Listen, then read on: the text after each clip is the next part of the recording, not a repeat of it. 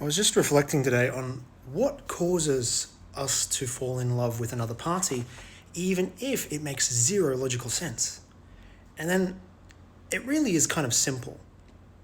In a relationship that is emotional, it is obviously illogical. There is no logic in the emotions. Emotions are not a logical language. So if you had to ask someone, what caused you to be in a relationship with this bad boy or this girl that you're constantly thinking about, etc.? Well, it kind of is a little simple. The emotion caused you to think about them, to feel love towards them, to be in a relationship with that person, even if it's extremely illogical. It is the emotion that is the cause.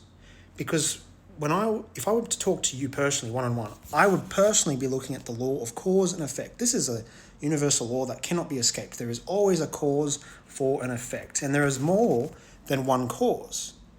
And if we take the role of a radical accountability, we really only have the power over the causes that we contribute. So, for example, if there's a girl out there who has promiscuous or hypersexual sex with multiple different partners and she never really grows an emotional attachment to any of them for the long term, on her reasons, it could be that she had a prostitute for a mother, or she had a bad childhood, or she doesn't know how to control her own emotions, and she seeks comfort, right? And this is her kind of high, her drug in a sense, to relieve her own pain, which is another variable, and she just wants to be lusted over. And that if you actually did have an emotional connection, the emotional intensity is actually very painful. So pain is love and love is pain. So that's, let's say she is the character that you're thinking about. Those are all her reasons. But they're not necessarily reasons that you can really change or do anything about per se. You can become aware of them. You can appreciate them for what they are. But do you have any control over them? Because in a sense, if your partner had something like that going on beneath the skin, beneath the surface, that's gnawing away at them in their heart, there's not much we can do about that. The only thing that we can do is look at our causes and our reasons as to why there is or isn't an emotional connection with this same person. Because realistically, there should be 100% chance of being in a relationship with this person that you're thinking about. And that's because people go through shit together all the time. Like, you can be depressed, you could be anxious, you could be whatever, but you can still go through that with another person. You can still have all these same traumas and share that with another person. So then what prevents that from being shared? And I'm thinking, what causes a relationship in the first place? It's just an emotional connection. And so this is why you might see a lot of girls constantly talking about their ex on the internet, or constantly thinking about someone. There is an emotional connection. Now, of course, if they've broken up with someone, it means that the pain of being in the relationship became far too great. And so they are looking out for their own best self-interest in the way that they think is best. But it kind of really is this simple, though. Let's say you want to attract a new partner. Maybe it even is your ex, who knows? You want to build and amplify the emotional connection that already exists, if there is one. If you're trying to get someone's number, you have to at least spark some tiny little bit of an emotion, whether it's the emotion of surprise, some type of compliment, It depends on the emotional reaction from the receiver, though. Let's say you boast. Boasting is a very interesting kind of thing to work with. But let's say you boast. Someone like me, I might be a little susceptible to believing you at first until I start questioning it. Some people dislike boasting. It's very distasteful.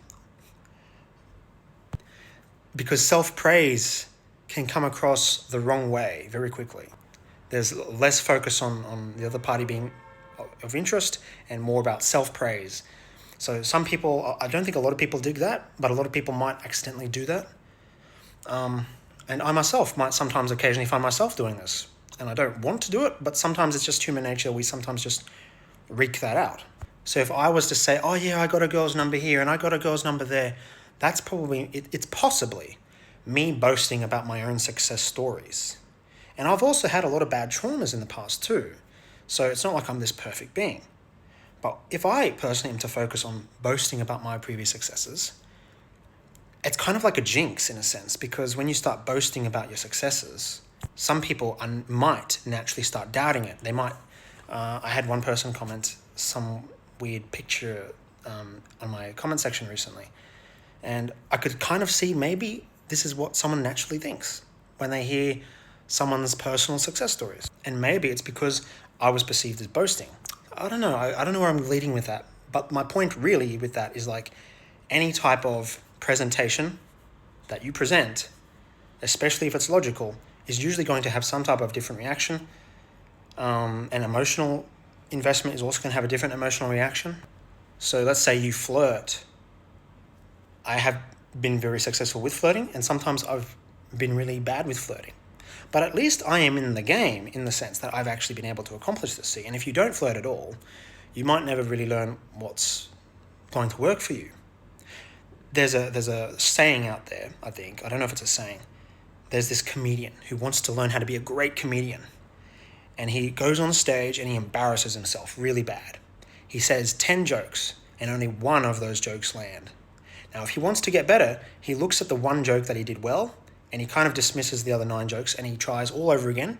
And the next time, 2 jokes land out of the 10. And he keeps on doing that over and over and over and over again. Eventually, 9 out of the 10 jokes land and the crowd goes wild. And this is kind of the nature with relationships, although, that's kind of how it works a little bit. Not every single person you come across is going to be interested in you. They're not going to like you. You could be politically leaning one way or the other, and someone could potentially want to regurgitate. So, at the end of this day, and saying that, you just want to create emotions in the other person. You want to have some type of emotional investment. And you do this for the sake of the practice of it. You don't do it because you're trying to get the outcome. You're not emotionally investing in someone else because you are trying to manipulate them in emotionally returning the investment. You're not trying to change them. You're being emotional just a little bit with the other party because that's just how you like to be. It's like at a cashier. I was at a cashier register today, and sometimes I get good results with the cashiers and sometimes I don't. It depends on these people's moods.